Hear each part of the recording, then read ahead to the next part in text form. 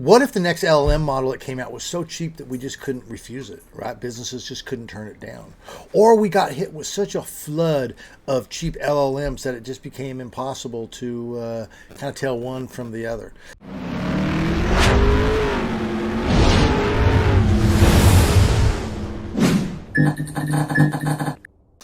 All right, well, we're going to jump straight into this. We're going to look at 3 articles from Yahoo Finance. We're going to look at something from TechCrunch, and then we're going to go to a short story over on the Wikipedia, just kind of the summary of it. But let's just kind of jump straight into this and get going with the going on. So over here at Yahoo Finance, we're going to see there is an article here called China Floods the World with AI Models After the DeepSeek Success.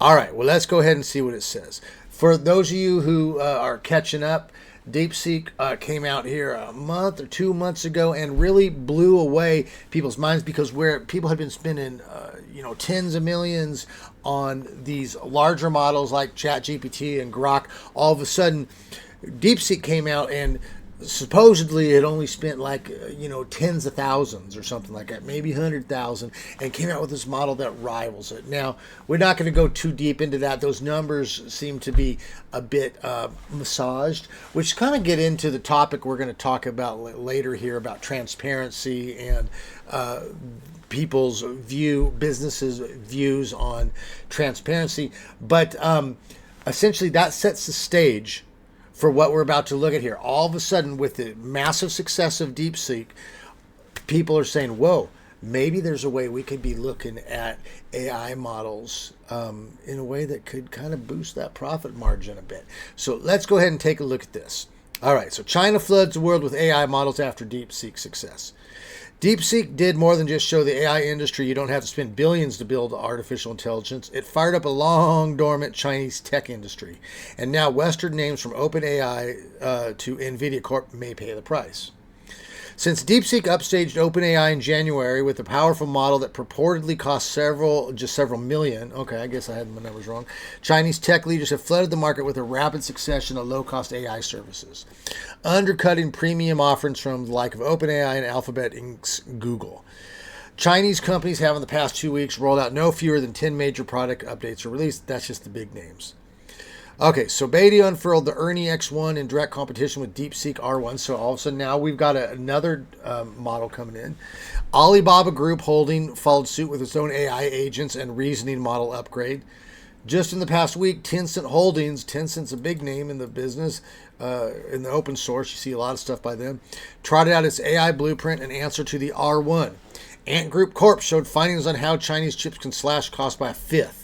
DeepSeek itself upgraded the version 3 model. Even Meituan, best known as the world's biggest meal delivery service, announced it was splashing out billions of won on AI. So essentially what this is telling us is that all of a sudden the rush is on.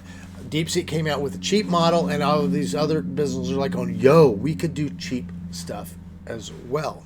Okay, let's move on here. The rapidly accelerating array of enhancements and tune-ups is more than Chinese companies jumping on the DeepSeek bandwagon. Collectively, the AI models, nearly all of them open source, represent the developers' effort to set world standards and benchmarks. Okay, this is going to be important. World standards, benchmarks. Okay, we're going to put a pin in that. Grab a bigger slice of the global market.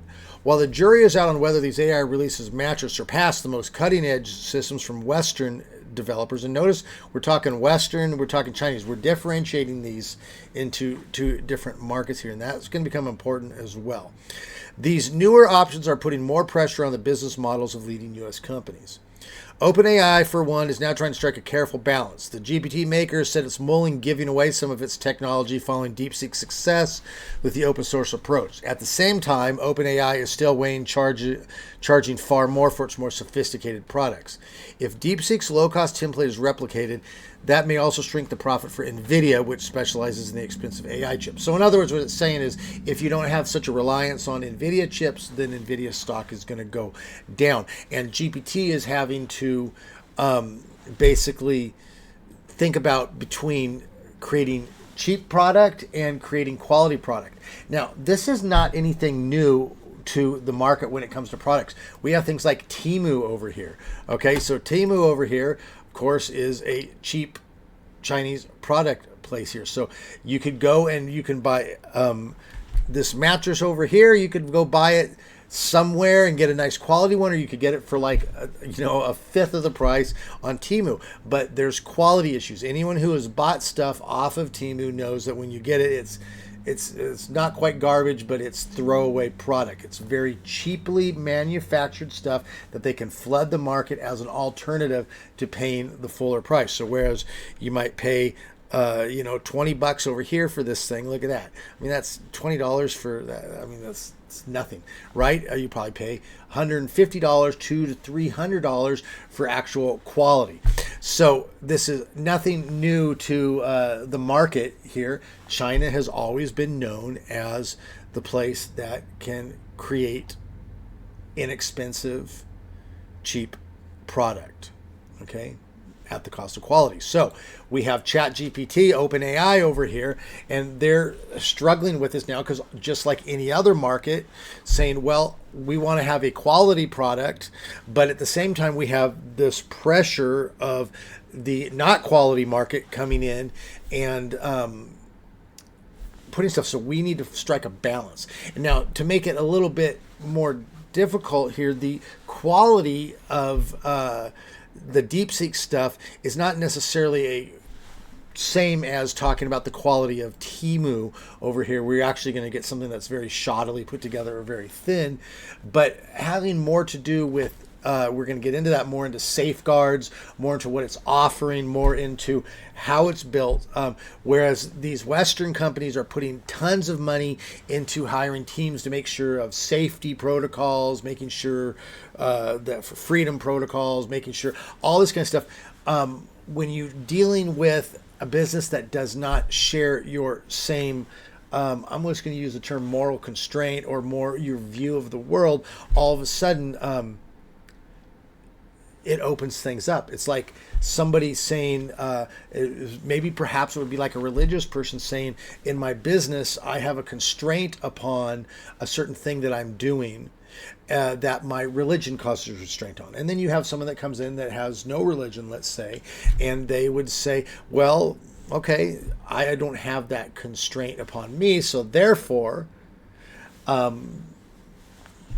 have no qualm with doing this practice. And then it creates a tension of competition between two markets. And so essentially what's happening here is China is able to throw in cheap LLMs, okay, cheap large language models, chatbots, this kind of stuff. And the question is going to be, are they cutting corners?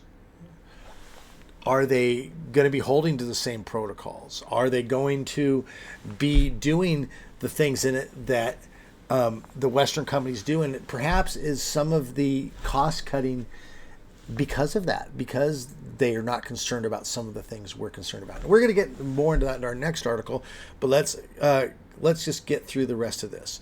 The open source high performance resource efficient models that follow DeepSeek's January announcements are being replicated and used globally, including the US and India, even as business and government officials in these countries move to restrict access to DeepSeek itself on employee devices. Okay, so again, this kind of goes back to our TikTok stuff.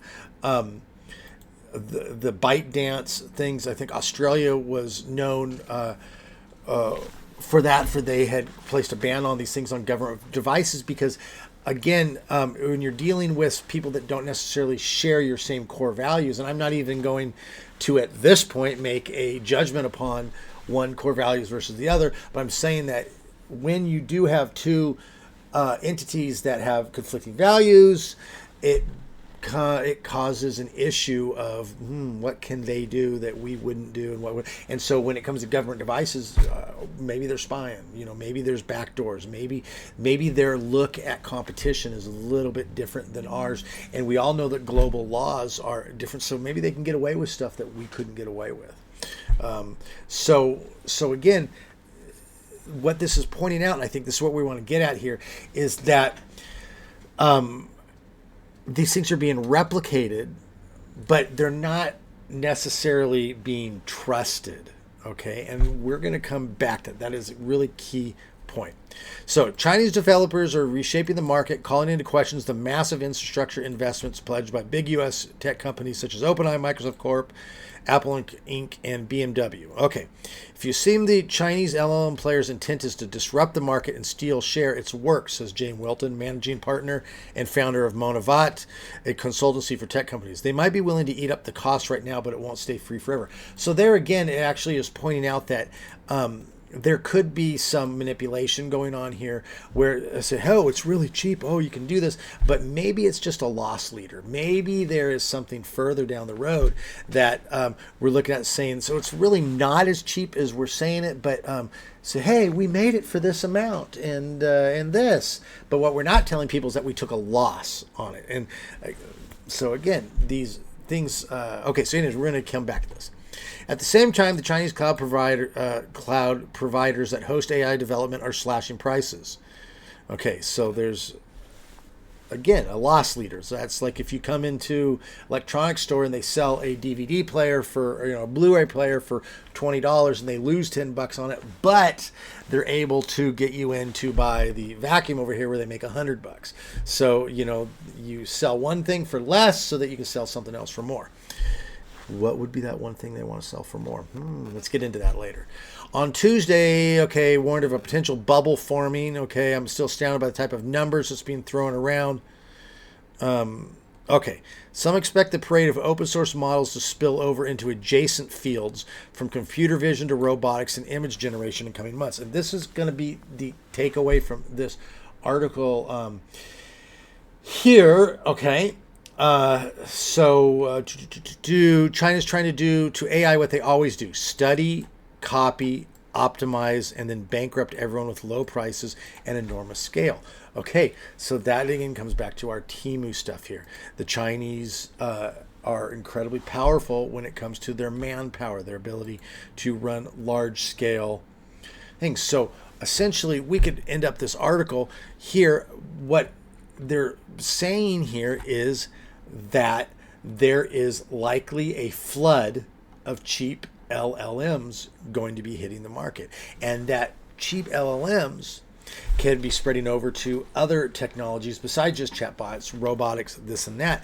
And again, it brings the question, if you're running a business and you are trying to cut costs because you need to make money for your business, you got share, maybe on a small business level, you might not have stockholders, but you still need to make money. On a larger scale, you've got to make your shareholders happy as well. And so when you are trying to decide what product to use, it's like selling toilet paper. You could sell it. Hey, if everyone could just sell 4-ply, that'd be great, right? But you get cheap toilet paper that's only got 1-ply, right? And businesses have to make that decision. And China is poised to start flooding the market with 1-ply LLMs. Okay, let's scoot on over to our next article here. This is at TechCrunch. Leaked data exposes a Chinese AI censorship machine. Okay, let's go ahead and read through this. A complaint about poverty in rural China, a news report about a corrupt Communist Party member, a cry for help about corrupt cops shaking down entrepreneurs. These are just a few of the 133,000 examples fed into a sophisticated large language model that's designed to automatically flag any piece of content considered sensitive by the Chinese government. Oh, so they're working on technologies here to use LLMs to flag stuff that government doesn't want you talking about. A leaked database seen by TechCrunch reveals China has developed an AI system that supercharges its already formidable censorship machine. Okay, so this isn't me saying this. It's known. They have a censorship machine. They have technology, a social credit things. So like if you say the wrong thing, you talk to the wrong person, you take a social credit hit. Okay, these are things that exist, okay, in the Chinese amongst Chinese government that they enforce upon their population. Okay, so a system that supercharges already formidable censorship machine, extending far beyond traditional taboos like the Tiananmen Square massacre. So like on Chinese things, you're not allowed to look that up. You're not allowed to talk about Taiwan being independent, this kind of thing. The system appears primarily geared towards censoring Chinese citizens. Okay, so they're saying, well, we just want our people thinking a particular way, but could be used for other purposes like improving Chinese AI models. Already extensive censorship. Okay, so they say, well, yeah, I mean, it's just for our people, but it, theoretically, it could be used on a larger scale level. Okay, let's come back to that. I'm biting my tongue. Okay, Zhao Chang, a researcher at UC Berkeley who studies Chinese censorship and who also examines the data set, told TechCrunch that it was clear evidence that the Chinese governments or its affiliates want to use LLMs to improve repression. Okay? Unlike traditional censoring mechanisms, which rely on human labor for keyword-based filtering and manual review, an LLM trained on such instructions would significantly improve the efficiency and granularity of state-led information control. So in other words, right now what they have to do with stuff is, well, not even right now. In the past, what they've had to do is you write algorithms that look for certain keywords. Now, AI, though, what they can do is they can crunch whole concepts, whole ideas into a thing, and then they can actually pair different wordings, and they can actually get them based on the idea. So as before, I would say, let's say I wanted to keep you from talking about my bad breath or something like that, okay? So I would type in the words bad breath and my name, Gary, on there. And if those words come up, I'm going to be like, hey, they're talking about Gary's bad breath. Shut them down, okay? But now what I can do is I can write large articles that I can flag as saying this is stuff that is talking about Gary's bad breath, and this is what they look like. So then someone else comes out and writes an article, and without even using the words Gary or bad breath, I can key and say, you know what? They're talking about Gary's bad breath, but they're trying to be clever about it, okay?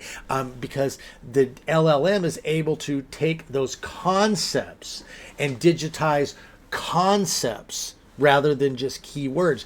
And so what they're saying is that China is able to do the same thing about Tiananmen Square, about what's going on with the Uyghurs, about what's going on with repression, all these things, so that they can say, what is this? The AI is able to say, this is actually what they're talking about. Flag it. Okay, even though the words are. So that's where it means by granularity. They're able to get it down at the thought level. Okay, this adds to growing evidence that authoritarian regimes are quickly adopting the latest AI tech. In February, for example, OpenAI said it caught multiple Chinese entities using LLMs to track anti-government posts and smear Chinese dissidents. Okay, so all of a sudden now we go from the market, we go from Temu over here to all of a sudden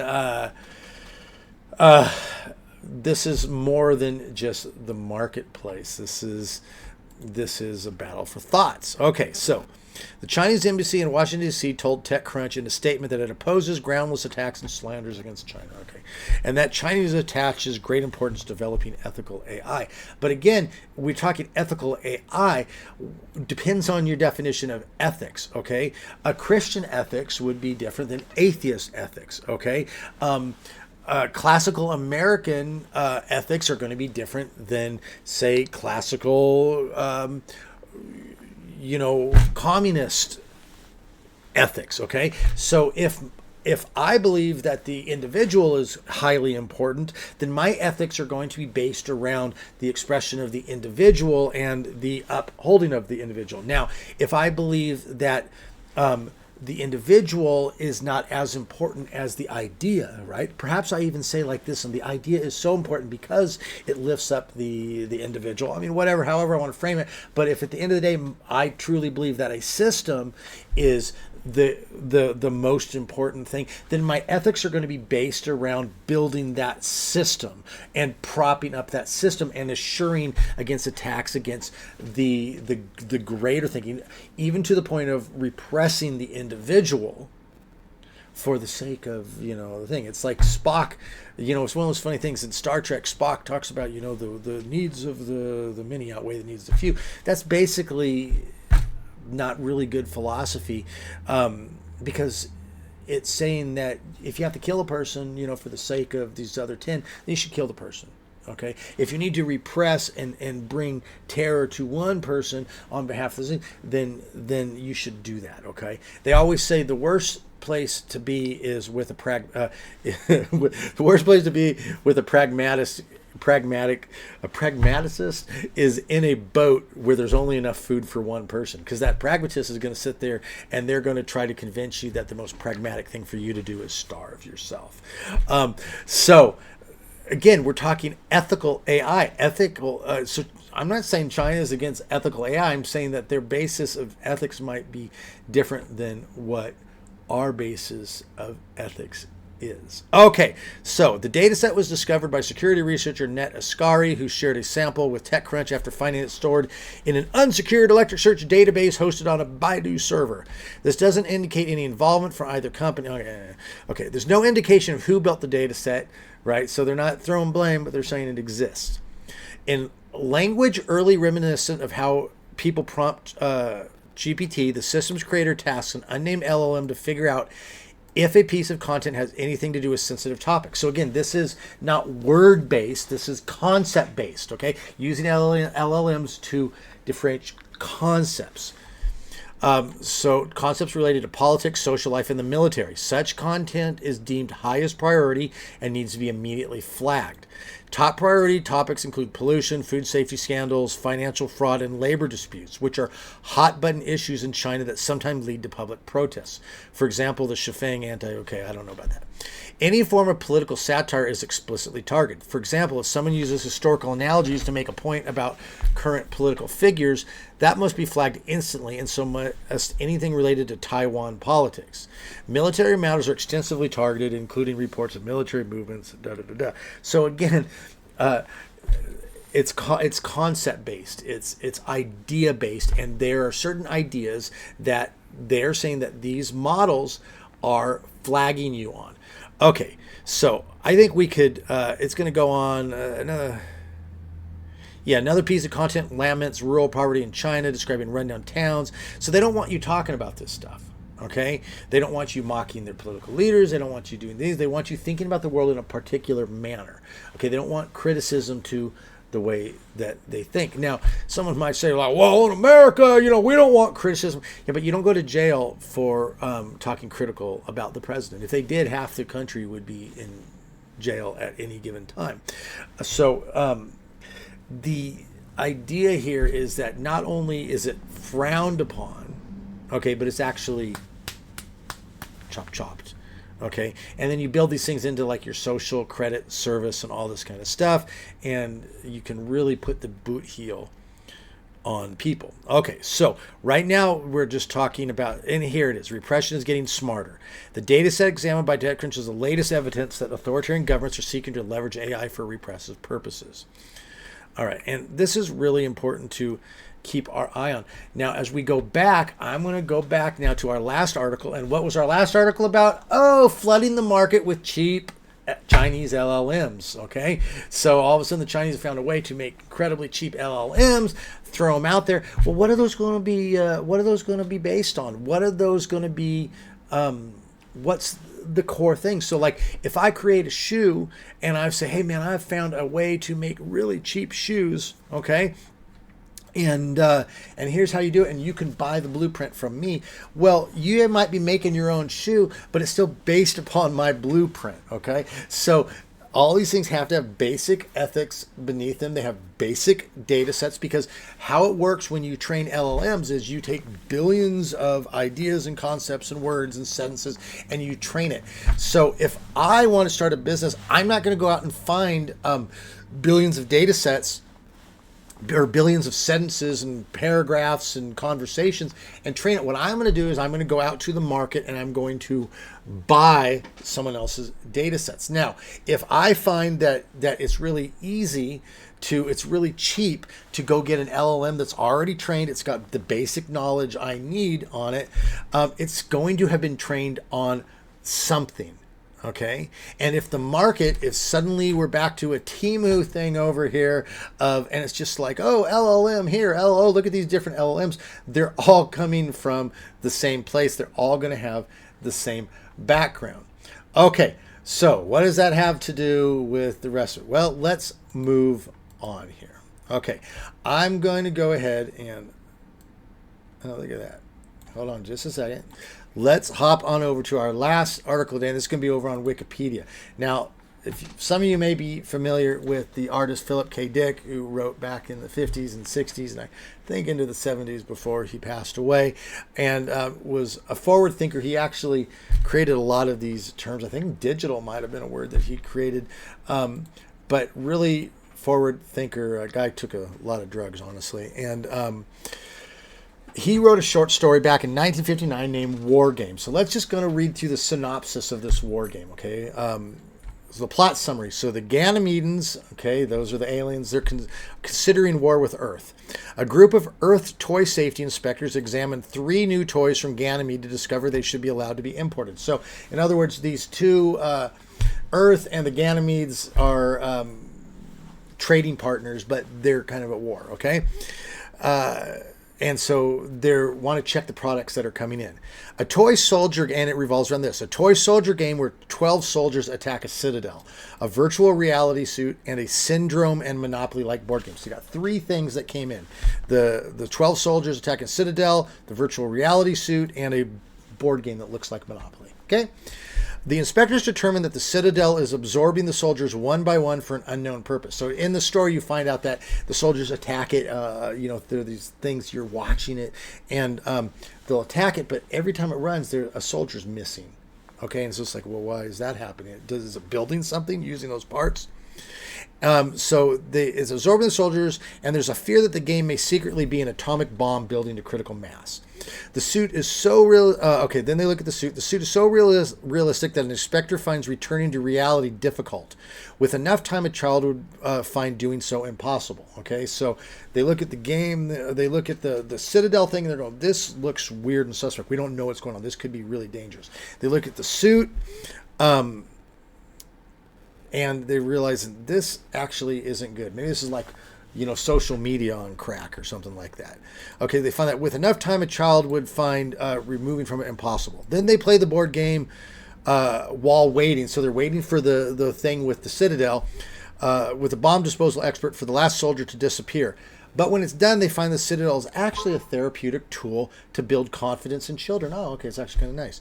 They nonetheless decide out of caution to only allow the board game for import. So they say, okay, the suit, definitely not. The Citadel thing, well, that's actually kind of cool. It actually did help people. But, out of caution, it's too weird. Let's not do it. So they say, we'll let the board game in. Okay, so later on, a children's store employee brings home a copy of Syndrome to his family. He accumulates the most holdings, but learns from his children that he has lost. So he plays it as he knows Monopoly, but the children are like, no, you lost. And the purpose, according to the instructions, is to give up as much stock and money as possible. So it's to give everything away. The story concludes with the children, who are unfamiliar with Monopoly, so they're a different generation that doesn't know Monopoly. They're learning the naturalness of surrendering everything they own. One says, "This is the best educational toy you ever brought home, Dad." Okay, so the idea here being that with a flood of stuff coming in, you having to check this stuff, and we're looking at the big thing, okay? The big thing was the Citadel. That looks really scary. That's AI. I mean, that's LLMs. That's all. So, well, actually, it could be used for good, and we're going to be a little bit careful. Then the other stuff, the TikTok craziness and just mind viruses and just weird stuff. And so, let's not do this. But, this one looks benign. Let's let it in. But actually, it has a very subtle effect on the kids that ultimately teaches them to give away their power, to give away everything, that in the competition to give it away. And who is this coming from? This is coming from the Ganymedes, right? This is the Ganymedes here that they're at war with. And so essentially, just to give it away for you here, the most dangerous weapon of all was the most benign, because what it ended up doing was changing the perception and the worldview of the children, so that then later on, when the war comes with the Ganymedes, the ethics of the kids have changed. They're ready to just give it away. Okay, so what is the takeaway on all of this? Okay, so we've looked at 3 different articles. One, the absolute surplus of LLMs that is just about to hit the market, of AI stuff that's going to hit the market. We have a series of things showing that certain marketplaces, certain countries use LLM technology, AI technology for repressive ideas. Okay, and these same countries are actually part of creating the flood of cheap LLMs and AI models that are going to be coming into the market. Okay, and then we have this analogy of this story of sometimes we're looking at this big thing up here, okay, and we're noticing the obvious down here, but can we sometimes forget the little benign stuff down here? It looks, oh well, this looks natural. Like, what, you got a problem with just like a little chat out where you're going to talk about Harry Potter or something like that? I mean, that's the easy stuff. Or you just don't want to like have images of cats or something like that. That's easy. We'll take that home. Okay, so my takeaway here is we can't really ignore this, guys. We can't get lost in the big picture, because you can't change.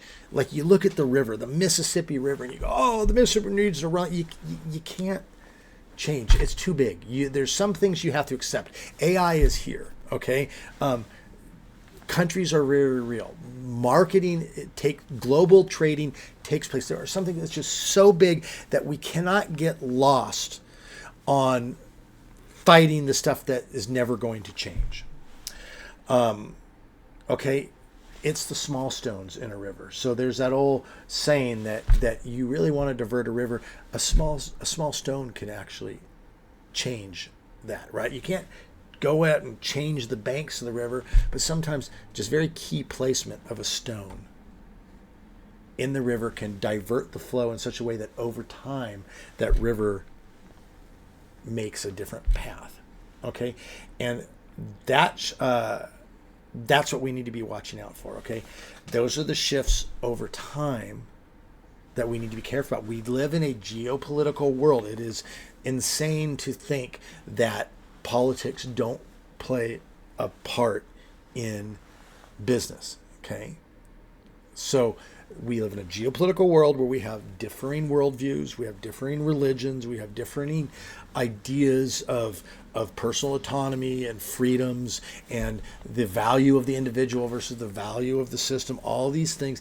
And it's ignorant to say that stopped. I mean, when did that stop? We've had world wars about this. We've had incursions in Asia about this. We've had wars for a very long time now over these kind of things. And we had a Cold War for years. Did it just stop one day? It was like, oh yeah, it's just over.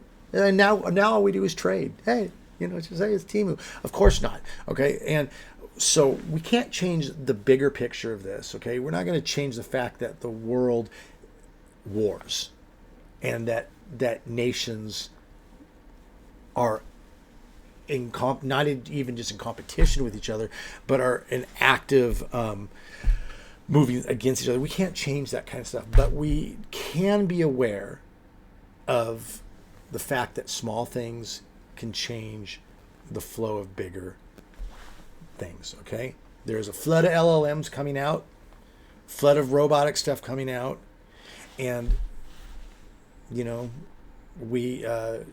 the takeaway is that we got to keep our eye on that. Okay, we need to be understanding our own values. We should be understanding what we believe is a core. And if your core values aren't my core values, that's fine. We can talk about that, or we should be able to talk about that. But I think the thing is, know what your core values are and keep your eye on this stuff, because it is happening. Okay. So, all right, we're going to end her there. Let me know what you think about this in the comments. Keep your crappy comments to yourself. If you can come here and blast me, I don't want to hear it. But if you want to have a respectful conversation, absolutely loving to do that. So do that. Thank you for liking the channel, sharing this video around. And as usual, we're going to catch you on the other side of a yo.